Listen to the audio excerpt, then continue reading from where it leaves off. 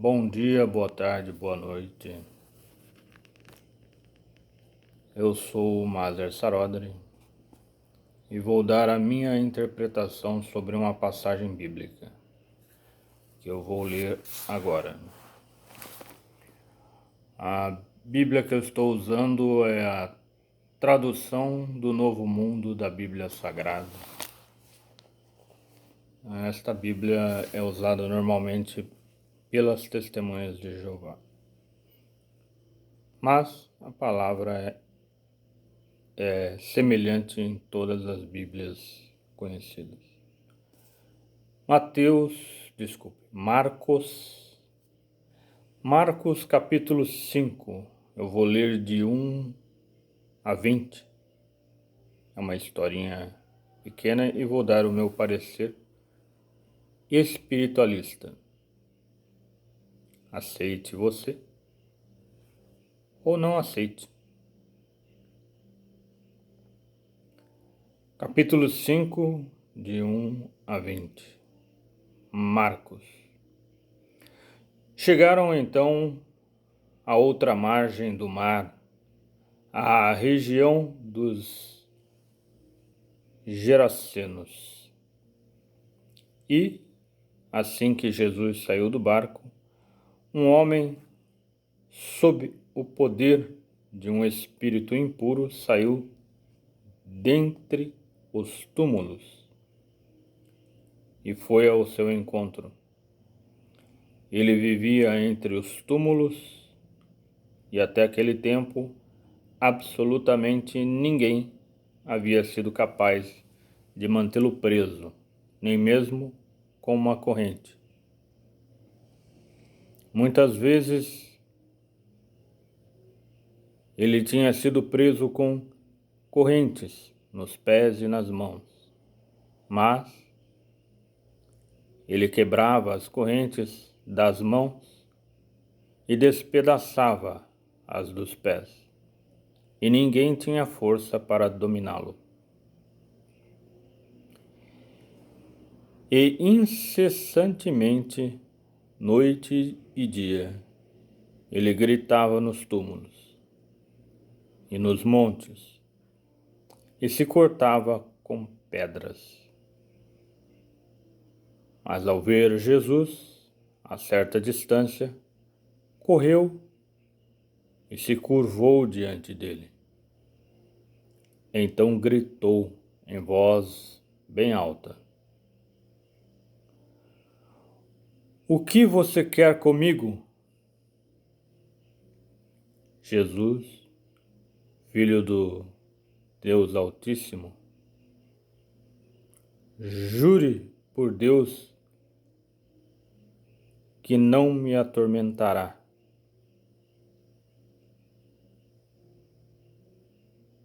Pois Jesus havia lhe dito: "Saia do homem, espírito impuro." Mas Jesus lhe perguntou: "Qual o seu nome?" E ele respondeu: "Meu nome é Legião, porque há muitos de nós." E suplicava a Jesus que não enviasse os espíritos para fora daquela região. Havia então uma grande manada de porcos pastando no monte.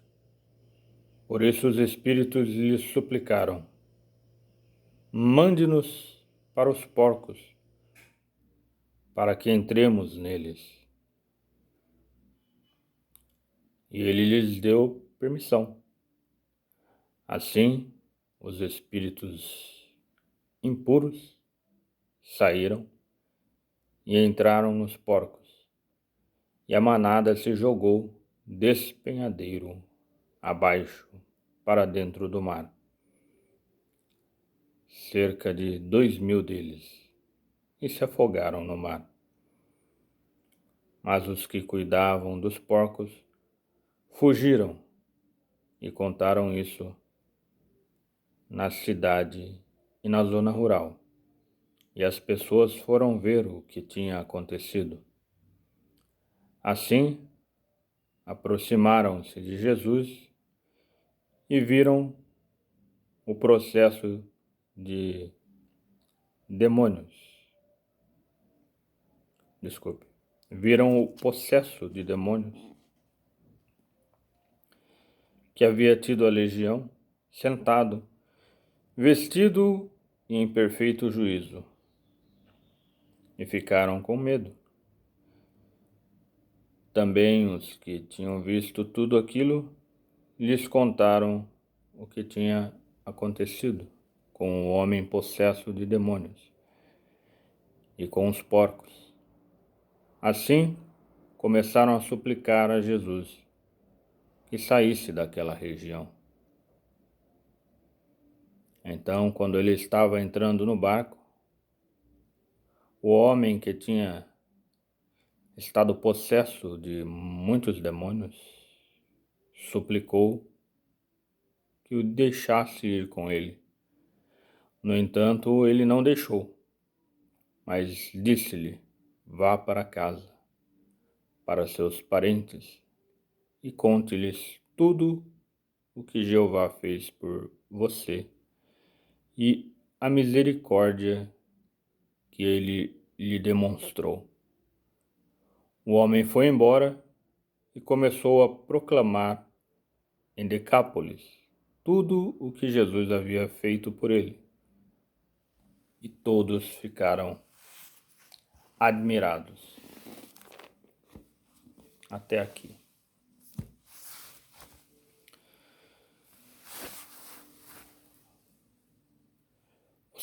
Você já deve ter ouvido várias interpretações a respeito disso. Como eu já disse, sou espiritualista, creio em reencarnação, ressurreição e sou evolucionista. Eu acredito que Deus criou tudo e todos. E tudo e todos evoluem. Então eu sou evolucionista. Eu acredito que tudo evolui e todos evoluem.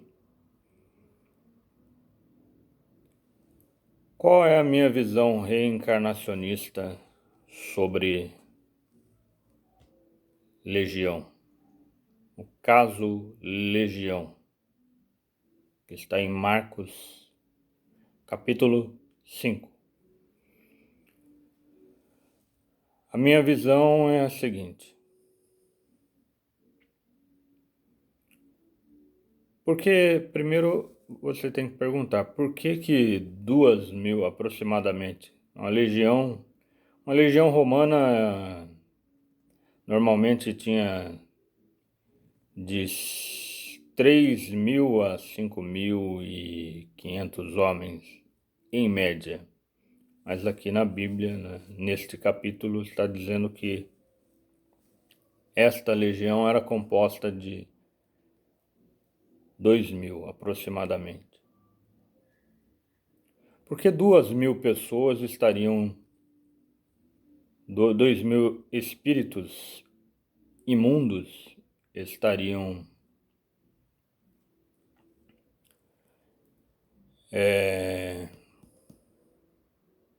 perturbando uma pessoa.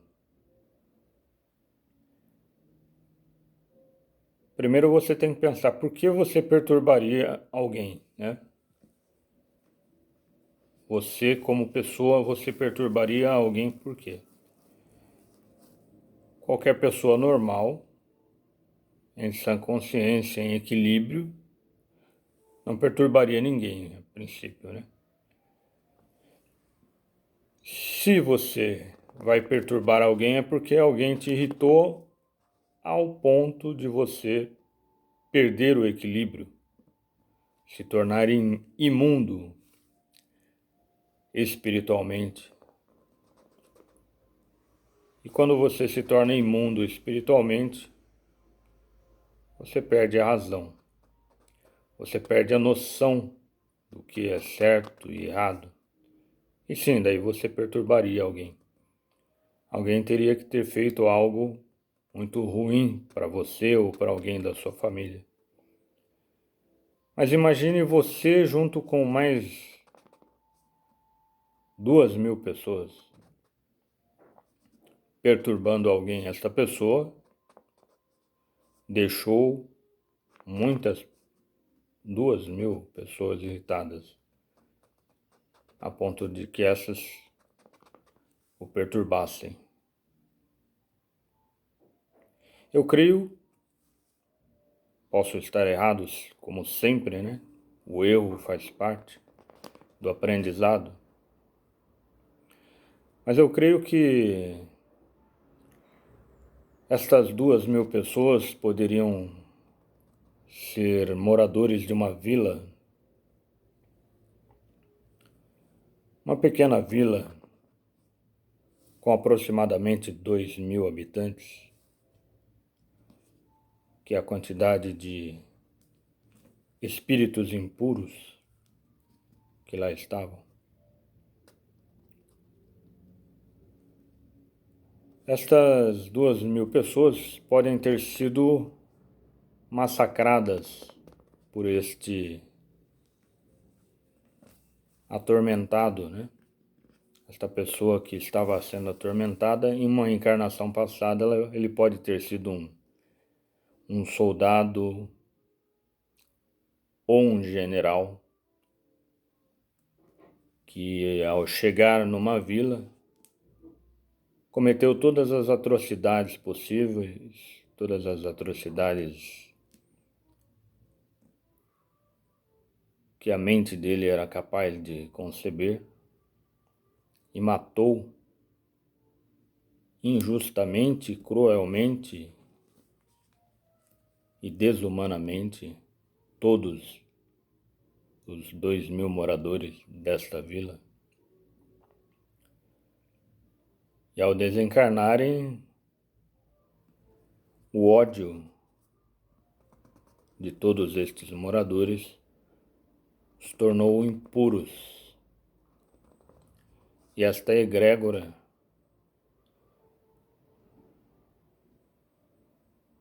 começou a perseguir esta pessoa, inclusive esse general, inclusive em outra encarnação, que era a encarnação onde estava lá o coitado, né?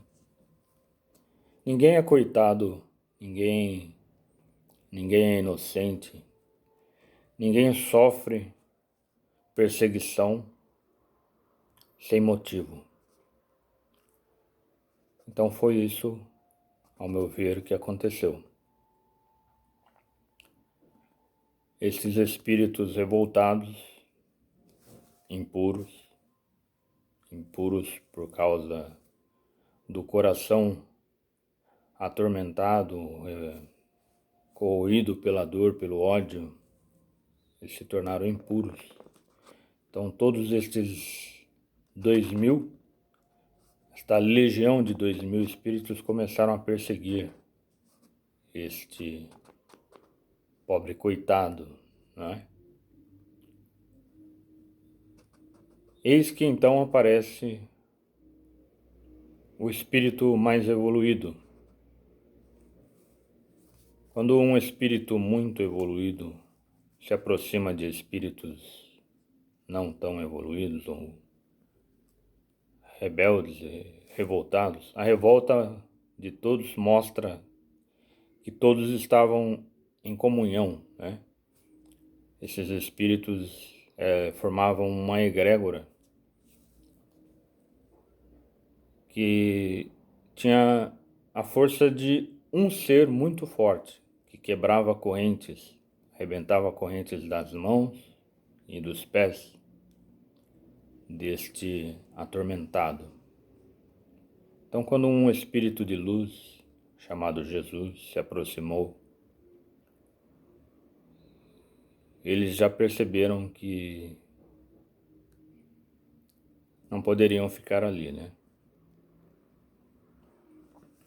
Caiu a ficha, vamos dizer assim, usando uma gíria, que eles não ficariam ali.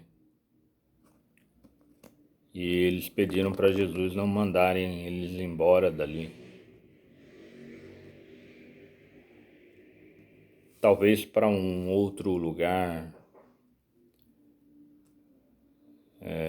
onde eles merecessem estar. No mundo espiritualista, da Umbanda, do Espiritismo, nós chamamos estes lugares de umbral. Talvez eles não quisessem que Jesus os mandassem para um umbral. Em outras igrejas, como a católica, é possível chamar de inferno ou de purgatório.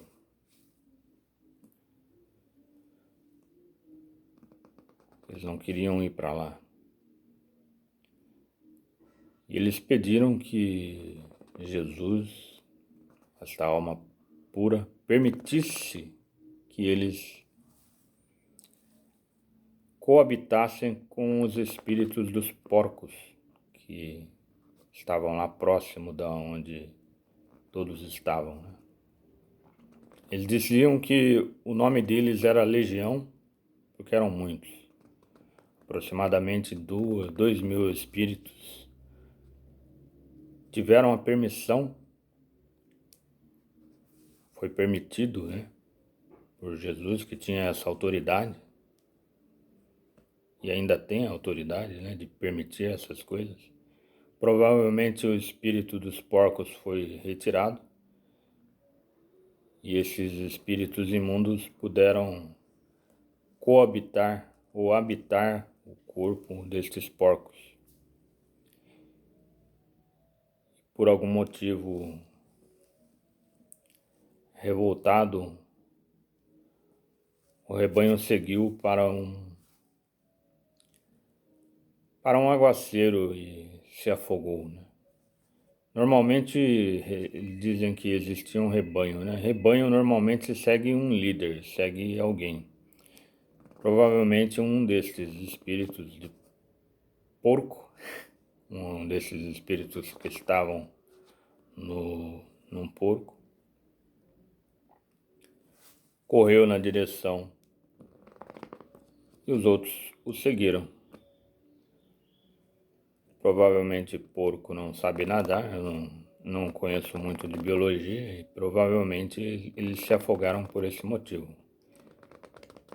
Aparentemente havia uma ribanceira, alguma coisa assim, eles se jogaram. Alguns dizem que eles se jogaram num rio, outros que eles se jogaram no mar. Podia ser um lago, poderia ser qualquer coisa que tinha água e era profundo o suficiente para afogar esses espíritos, esses porcos. E, inevitavelmente, eles desencarnaram novamente, né? Eles fizeram uma encarnação instantânea ali, quando eles possuíram os porcos. E quem entende um pouco de reencarnação sabe que para reencarnar você precisa de um tempo para começar a dominar o seu corpo, para dominar as atividades do corpo, né? Como foi instantâneo, talvez eles deixaram que o instinto animal agisse e correram. O fato é isso. Jesus apareceu, um espírito de luz, e conversou com este ser atormentado que provavelmente ficou feliz, né? Foi perdoado por Jesus, né? Porque se ele não fosse perdoado, os espíritos permaneceriam ali atormentando ele por mais e mais tempo. Mas não foi o que aconteceu, né? Os espíritos permitiram que Jesus os retirasse E Jesus permitiu que esse atormentado fosse perdoado dos pecados que ele cometeu, né? E sendo ele perdoado, foi dito que ele queria seguir Jesus, né? Como se fosse um apóstolo, mas ele foi orientado que não. Provavelmente ele não estava pronto espiritualmente ainda para ser um seguidor de Jesus, mas ele poderia ser um mensageiro das obras de Jesus. E foi isso que ele fez. Ele voltou para a vila para dizer o que aconteceu, né? Os pastores lá que estavam levando os rebanhos ficaram assustados e com medo de Jesus. Jesus muitas vezes na Bíblia ele é chamado de amigo dos demônios, né? Acho que naquela região os demônios, os daimons, são chamados de djinns. Jin são espíritos de pessoas aí que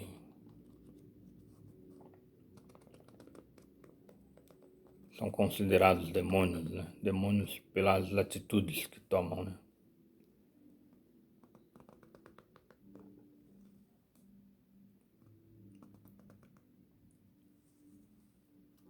Não sei se ficou claro para você, se ficou alguma dúvida.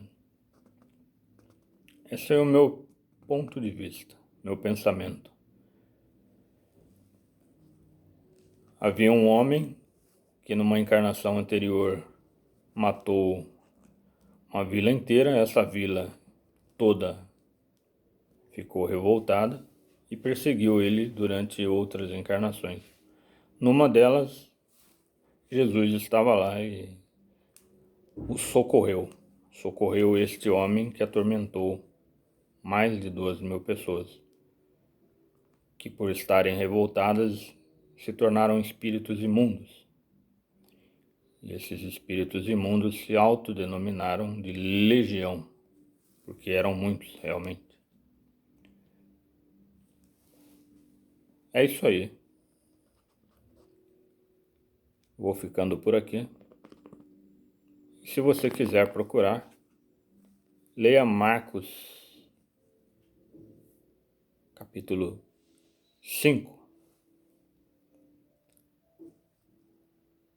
O trecho onde fala com legião é entre versículos 9 e 12. Mas leia o capítulo 5 de Marcos todo. A versão que eu li foi a tradução do Novo Mundo da Bíblia Sagrada.